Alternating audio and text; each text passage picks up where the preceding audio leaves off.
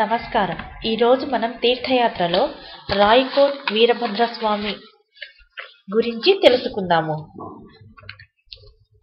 3 రూపాలలో కనిపించే రాయకోట్ వీరభద్రేశ్వరుని విగ్రహ దర్శనమే ఇక్కడ ఉన్న ప్రత్యేకత. ఉదయం బాల వీరభద్రునిగా, మధ్యాహ్నం యువ వీరభద్రుడిగా, సాయంత్రం వృద్ధ వీరభద్రుడిగా స్వామి ఇక్కడ మనకు దర్శనమిస్తాడు. ఇప్పుడు స్వామి యొక్క అరుదైన చరిత్ర. ఈ విగ్రహం 6 అడుగుల విగ్రహం. రాయకోట్లోని శ్రీ వీరభద్రేశ్వర ఆలయం సుమారు 14-15వ శతాబ్దికి చెందినదిగా స్థానికులు చెబుతున్నారు. కాకతీయులు విజయనగర సామ్రాజ్యాధీశుల కాలంలో ఇది నిర్మితమైనట్లు మన ఆధారాలను బట్టి తెలుస్తోంది. ఇక్కడి విగ్రహాలు విజయనగర రాజుల శిల్పరీతిలో ఉండటం గమనార్హం. ప్రధాన దైవం అమ్మవార్ల విగ్రహాలు రాయలసీమ నుంచి రాయకోట్ మీదుగా కర్ణాటక, మహారాష్ట్ర సరిహద్దు ప్రాంతాలకు వెళ్లాల్సి ఉండిందట. అలా వాటిని ఇక్కడి నుంచి ఆయా ప్రాంతాలకు తరలిస్తూ ఉండగా ఒకానొక రోజు రాత్రి చీకటి పడింది. దాంతో విగ్రహాలను తీసుకొస్తున్న భక్తులు రాయకోట్లోని మల్లికార్జున స్వామి దేవాలయ ప్రాంగణంలోనే ఆగి సేద తీరారు. వారు తిరిగి బయలుదేరే సమయానికి ఆశ్చర్యంగా విగ్రహం ఎత్తుకోబోతే అది ఎంతకూ కదలలేదు. ఆ పూటకు వారు అక్కడే ఉండిపోయారు. మరునాడు రాత్రి వారికి స్వామివారు గజ్జెల సవడి, ఘంటారావాల శబ్దాలతో దర్శనమిచ్చాడట. ఇదే నా సరైన పుణ్యక్షేత్రం, నేను ఇక్కడే స్వయం ప్రతిష్ఠితంగా వెలుగొందుతాను అని వారికి స్వామి స్వప్నంలో చెప్పినట్లు ఇక్కడి స్థానికులు అంటూ ఉంటారు. నాటి నుంచి నేటి వరకు 3 రాష్ట్రాల ప్రజలు ఈ వీరభద్రేశ్వరుడినే తమ ఇలవేల్పుగా ఆరాధిస్తున్నట్లు చరిత్ర చెబుతోంది. వీరభద్రేశ్వర స్వామిది ఎంతో అరుదైన ఏకశిలా విగ్రహం. సుమారు 6.5 అడుగుల ఎత్తు, 6 అడుగుల వెడల్పుతో ఉంది.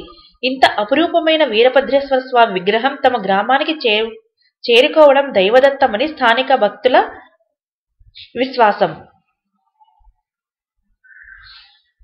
ఆయనకు తోడుగా భద్రకాళి అమ్మవారు కూడా ఇక్కడ వెలిసింది. ఏ ఆధారం లేకుండా ఉన్న స్వామి అమ్మవార్ల శిలా సౌందర్యం నిజంగానే చెప్పటానికి అలవి కాదు, నయనానందకరంగా ఉంటుంది.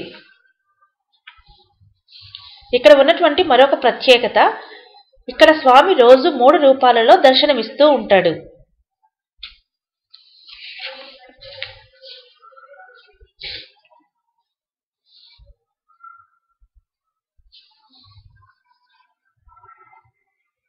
ప్రధాన ఆలయానికి అనుబంధంగా మరికొన్ని ఉపాలయాలు కూడా ఉన్నాయి. అవి పాండురంగ మందిరం, సంగమేశ్వరుని దేవాలయం, మల్లికార్జున మందిరం, నాగేంద్ర ఆలయం, నరసింహస్వామి దేవాలయం, బసవేశ్వరుని మందిరం. వీటిని కూడా భక్తులు విధిగా దర్శిస్తారు. దేవాలయానికి ఆకాశాన్ని అంటేలా ఏర్పాటు చేసిన ధ్వజస్తంభం విశేష ఆకర్షణగా నిలుస్తోంది. మరి ఒక ప్రత్యేకత కోనేరు. వీరభద్రేశ్వర స్వామి ఆలయ సమీపంలో ఉన్న ప్రాచీనమైన కోనేరుకు ఓ ప్రత్యేకత ఉంది. ఇందులోని నీరు 3 రుచులతో ఉండటం విశేషం. కోనేరు పవిత్ర జలాలు తూర్పు దిక్కున తీయగా, దక్షిణం వైపు ఉప్పుగా, ఉత్తరం వైపు చప్పగా ఉంటాయి. భక్తులు ముందుగా ఈ కోనేరులో పుణ్యస్నానాలు చేస్తారు. జిల్లాతో పాటు కర్ణాటక, మహారాష్ట్రల నుంచి భక్తులు పెద్ద సంఖ్యలో తరలివచ్చి ఇందులో పుణ్యస్నానాలు చేయడం చెప్పుకోదగ్గ విశేషం.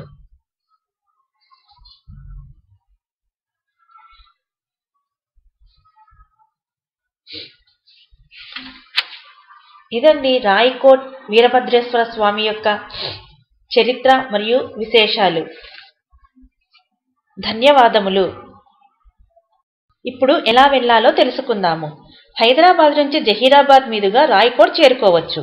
జహీరాబాద్ నుంచి సుమారు 30 కిలోమీటర్ల దూరం. నారాయణఖేడ్ బస్సుల్లో అయితే హైదరాబాద్ నుంచి నేరుగా రాయకోట్ వెళ్ళవచ్చు. జహీరాబాద్కి రోడ్డు మార్గమే కాకుండా రైలు సౌకర్యం కూడా ఉంది.